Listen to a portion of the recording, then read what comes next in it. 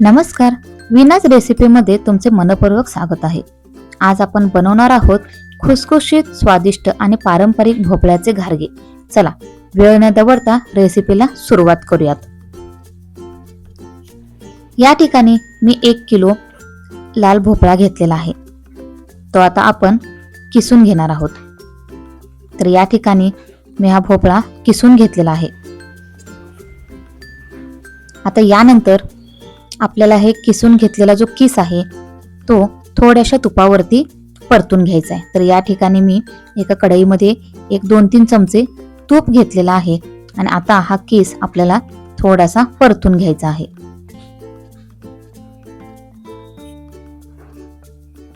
या ठिकाणी आपला किस परतून झालेला आहे।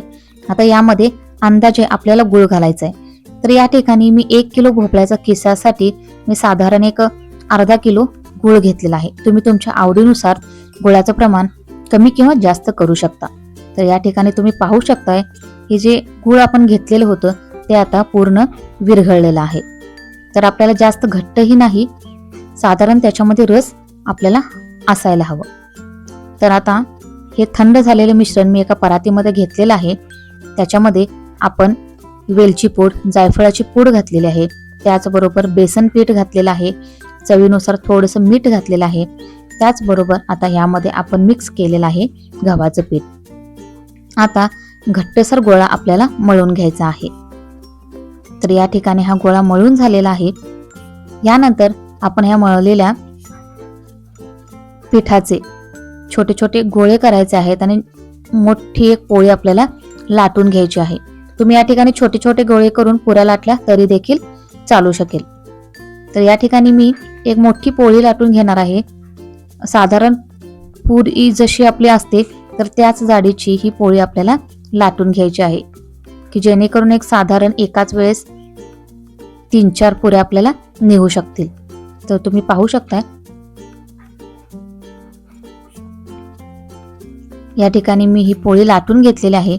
आता एका छोट्या डब्याच्या साहाय्याने मी हे पुऱ्या कापून घेते। तर या ठिकाणी मी पुऱ्या कापून घेतलेल्या आहेत। आता या ठिकाणी ह्या पुऱ्या आपण तळून घेऊयात। मीडियम फ्लेम वरती आपल्याला ह्या पुऱ्या तळून घ्यायच्या आहेत। आपण भोपळ्याचा किस केलेला आहे त्यामुळे या पुऱ्या टम्म फुगणार नाहीत, पण खुसखुशीत आणि चवीला खूप स्वादिष्ट बनणार आहेत। तर या ठिकाणी तुम्ही पाहू शकताय ब्राऊन कलर वरती मी ह्या पुऱ्या तळून घेतलेल्या आहेत। तर अशाच पद्धतीने सर्व पोळ्या तळून घेतलेल्या आहेत। तर या ठिकाणी पाहू शकताय किती खुसखुशीत भोपळ्याचे घारगे बनून तयार झालेले आहेत। तर मुलांच्या डब्यासाठी किंवा संध्याकाळी स्नॅक्स म्हणून आपण या पुऱ्या खाऊ शकतो। जर ही रेसिपी आवडली असेल तर व्हिडिओला लाईक करा, चॅनलला सबस्क्राईब करा आणि बेल आयकॉन नक्की दाबा। पुन्हा भेटूयात एका नवीन आणि स्वादिष्ट रेसिपी सोबत। धन्यवाद।